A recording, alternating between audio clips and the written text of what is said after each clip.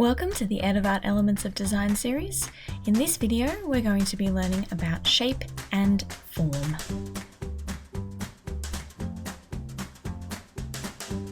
We're going to start with shape. So on a blank piece of paper, you're going to draw 3 simple shapes: circle, square, and triangle. We're going to turn these 2D shapes into 3D forms, starting with the square. In order to do this, we draw diagonal lines from 3 of the corners of our square and join them up to turn it into a cube. Remember, your diagonal lines should all be parallel, and your top line and side lines should be parallel with each other. Let's move on to the triangle, which we will turn into a pyramid. Draw a diagonal line from one corner and join it with the top. You can imagine the back corner, but we can't actually see it. Leave the circle as is for now, we'll get to that later. So we've turned our simple 2D shapes into 3D forms. Now we're going to add tone to make them look more solid. To help us, we're going to put in a light source. So draw a little sun diagram up the top, and by drawing arrows, we can tell which sides of our 3D forms are going to be lighter, and by contrast, which sides are going to be darkest, because the light is not going to touch them. Let's start with our cube.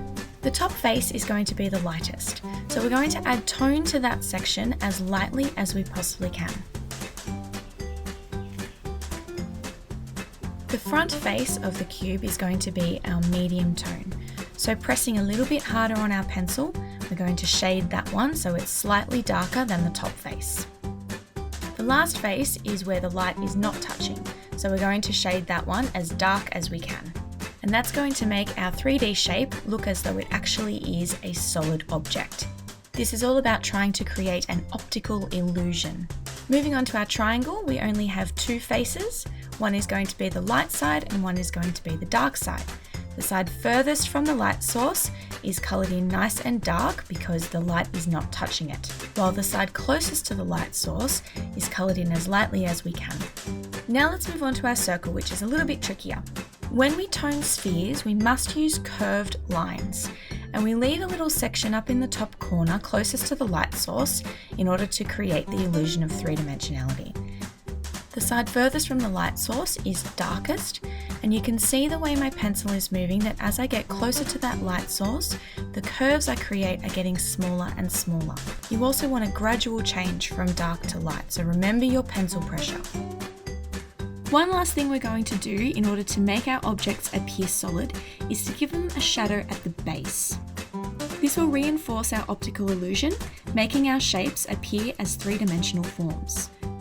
So you can see that I have toned as dark as I can right at the bottom edge of the shape, blending my tone outwards so that it appears my object is casting a shadow on a solid surface. When it comes to the sphere, remember only a very small portion of that form is touching the surface, so don't make your shadow too wide. And there we have it. You've now used tone to turn 2-dimensional shapes into 3-dimensional forms. Now that we've mastered simple shapes, we'll move on to some more complex still life objects. Here I have a few still life forms on which I am shining a light.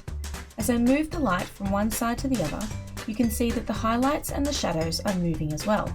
We're going to complete a drawing activity to demonstrate the differences between shadows and highlights.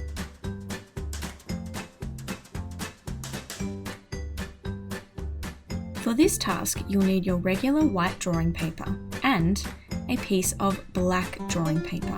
We're going to be working in charcoal, both black on white and white on black. Let's start with the black on white. You want to start sketching your objects by drawing an ellipse at the top and a curve at the bottom. Try to keep these 2 sections in line and you'll add your side lines later. Pay attention to where your objects overlap and their proportion. That's how large they are in comparison to each other. When drawing still life, objects that are closer to you are lower down on the page and objects further away are higher on the page. Draw very, very lightly at first and only darken your lines once you are satisfied that they are correct.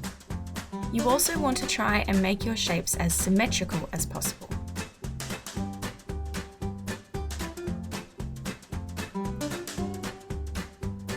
Once you've got your basic shapes drawn, it's time to start adding tone.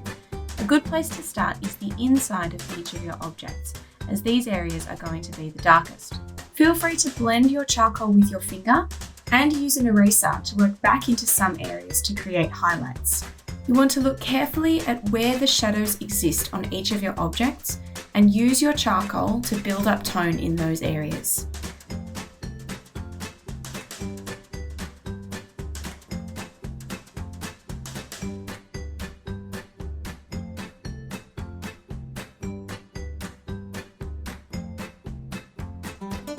The objects in front will cast a shadow on the ones behind them, so add some tone along the edges to help create the illusion of them being in front.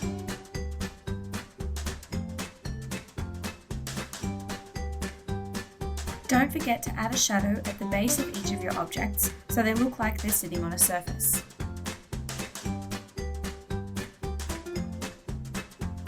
Let's move on to our second drawing. Grab your black paper and your white charcoal, and the first step is the same. Simply sketch in the basic shapes of your objects.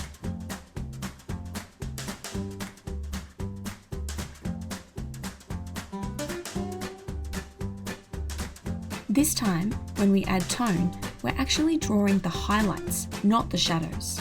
So you're looking for those areas on your objects that are lightest and adding more charcoal in those areas to make them stand out as highlights. Again, you can blend white charcoal with your fingers and use an eraser to work back into areas that need to be darker this time rather than lighter.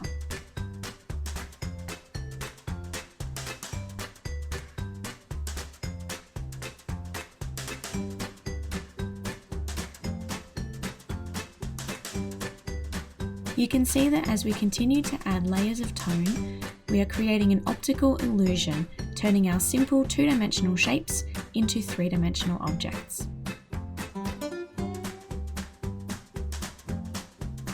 When we place the drawings side by side, we can see the differences. The black on white drawing was focused on capturing shadows, where the white on black drawing was focused on capturing highlights. This is a really great way to develop your drawing skills and create the optical illusion that turns two-dimensional shapes into three-dimensional forms. I hope you enjoyed the process, and now that we've mastered shape and form, it's time to move on to our next element of design.